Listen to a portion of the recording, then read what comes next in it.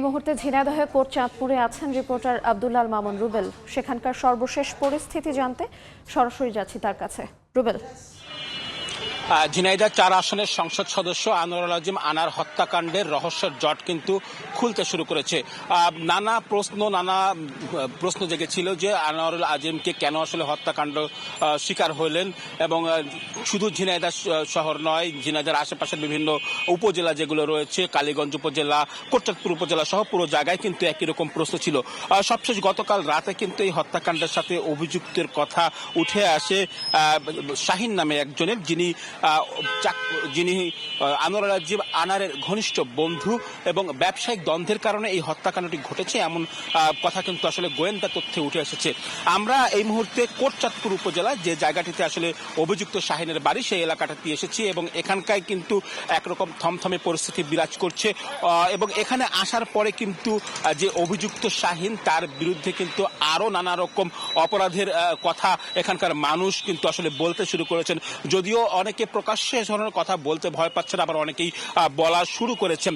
এখানে এসে আসলে ওই যে শাহিন কোটচাঁদপুরের, যার বাড়িতে যুক্তরাষ্ট্রের নাগরিক, তিনি কিন্তু কি ধরনের অপরাধের সাথে যুক্ত, এখানকার মানুষ যে তার উপর কিভাবে নির্যাতিত ছিলেন, তিনি কতটা প্রভাব বিস্তার করতেন, সেসব বিষয়ে কিন্তু এখানকার মানুষ ধীরে ধীরে কথা বলতে শুরু করেছেন।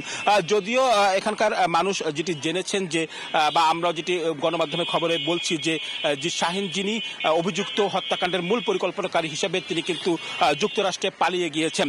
এছাড়া গতকাল যে হত্যাকাণ্ডের ঘটনা প্রকাশ্যে আসার পর এর মধ্যে এই হত্যাকাণ্ডের আরো কিছু বিষয় সামনে চলে এসেছে।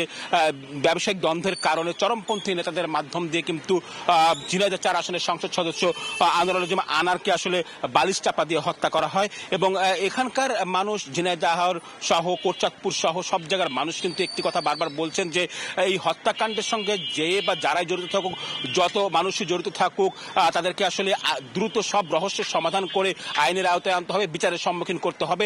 এখানকার সব মানুষ কিন্তু আসলে সেই কথাটি বারবার বলছেন, এবং তারা অপেক্ষা করছেন যে এই ঝিনাইদহে আনোয়ারুল আজিম আনারের মরদেহ আসলে কোনোভাবে ফেরত আসছে কিনা, তার জানাজাও তারা পড়তে চান, সে কথাগুলো বলছেন। তো আমার কাছে এই ছিল ঝিনাইদহ থেকে আনোয়ারুল আজিম আনার হত্যাকাণ্ড পরবর্তী সবশেষ খবর।